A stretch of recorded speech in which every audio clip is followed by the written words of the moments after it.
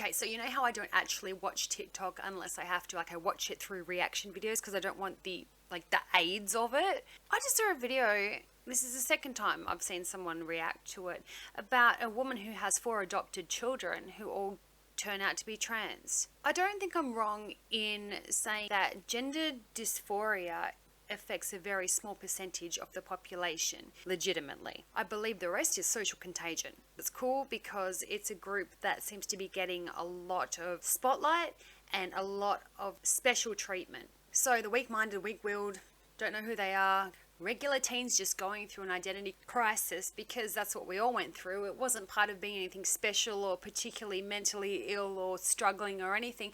It was just being a human. Lacking people sometimes gravitate to things like that, and that doesn't go for just that movement or that group of people. That goes for anything. That goes for when you go to a protest about something. It could be something benign.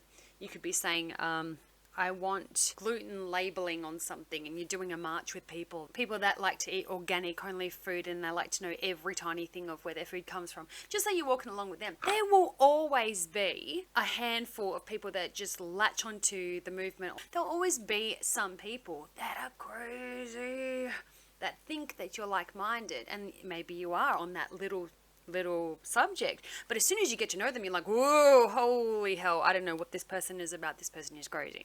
So yes, I believe there is a large amount of social contagion brought about by the media and the perception that if you are a certain way or think that you are a certain way, you will be handed life on a silver platter. And it just doesn't work that way. You do see a lot of people transitioning, or you see people that have gone, oh, I grew out of that phase, or you see people that are saying, oh, I don't really go by this pronoun anymore, I go by this. You're changing your pronouns every day. And I'm talking about the ones that are like, I'm my cat self today, meow, you know, or I'm a wolf and stuff. Really?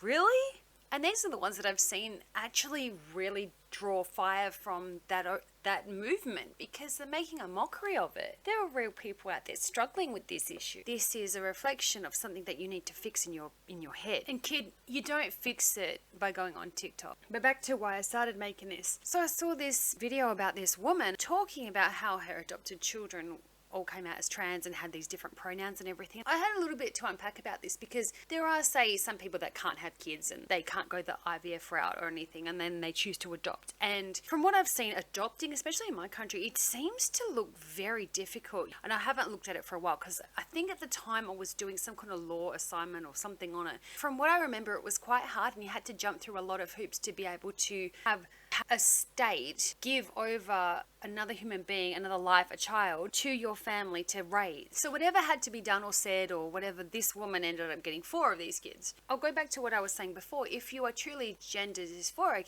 it is a small amount of the population that suffers from a legit case of this mental challenge. So all 4 of them, I mean, the odds are a bit weird. It kind of strikes me as that she's trying to get the attention. Maybe encouraging a lifestyle that helps her receive that spotlight. It could be that, it could be not that. I mean, it's very unlikely that it's not that. For the same city, the same town, the same schools, it just doesn't seem likely. What I was thinking about is the state, for all its faults and everything, they've given you a child to raise, or in this case 4. The lifestyle that you're helping them to get is one that is not stable, and that's the reason they were given over to you, for you to raise, because obviously they've come from a place where they were either not receiving the care that they needed, or a home that wasn't stable, whether it was to abuse or neglect, or even just the possibility that having been left with their biological family, they might not have had an upbringing that was healthy for them, or from a family that couldn't afford to take care of them the way they maybe needed. They came to you so you could give them a better life that was stable, so that they had goals, they had a path, they had a correct way to grow up without having to suffer the burdens of, say, a drug-addicted parent on purpose, inadvertently, things like that. You wouldn't want this kind of lifestyle for your child. You wouldn't want to encourage them to do this kind of stuff, because it's a hard life. From what I've seen, legitimately, if someone's suffering from this condition, or even if they had the social contagion trying to be cool, there is something that's not connecting properly upstairs, and that needs a lot of care. And you've got 4 of them. and you're perpetuating this lifestyle that gets you attention because, oh, poor you, it must be so hard to watch your children go through. But it's hard for the children that are going through it. They're going to enter adulthood and you have not given them the stable life that you were supposed to. You have failed. And not only are you failing, you're putting it on TikTok and trying to get people to comment. And I don't know, I was watching it and I'm just thinking, the odds of that being real, not too likely. And even if it was, it's such a huge thing that your family should work together and help the children in that family to achieve stability in emotions and intellectual capacity in the way they are and their self-image and all that. Not put it on TikTok. God, we've reached a new low. Holy hell, I'm so glad I wasn't raised by parents that sold me out down the river so they could get famous for 15 minutes on a stupid Chinese spy app. And the clips are really short of this woman and these 4 kids, so I'm willing to give the benefit of the doubt. Maybe it's her thing, it's her specialty to take on children that have already established this as an issue they're going through and then have them all under one roof. Who knows? Doesn't look like it though. And it's got me thinking, because there's been that couple who are biologically, due to their sexuality and sexual choices, are unable to have children, so they adopted some and then they ended up pimping them out allegedly and taking footage of these kids. And it just, as they always say, it makes you think.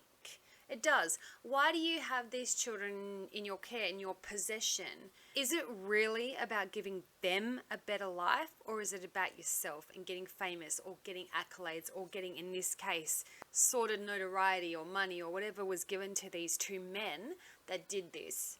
Psychos are always going to exist in society. Losers, pathetic people, people that are attention seeking, all that is going to exist, but it's just amplified by social media, and there is a contagious component to it. Everybody wants to be famous. For what? If you can't sing, you can't dance, you can't talk on a microphone, if you can't offer something to the world and you've got nothing, all you have is yourself, the weird lifestyle that you've chosen to have, or dragging children into something just to make you famous. Oh, thank God I don't watch TikTok by myself.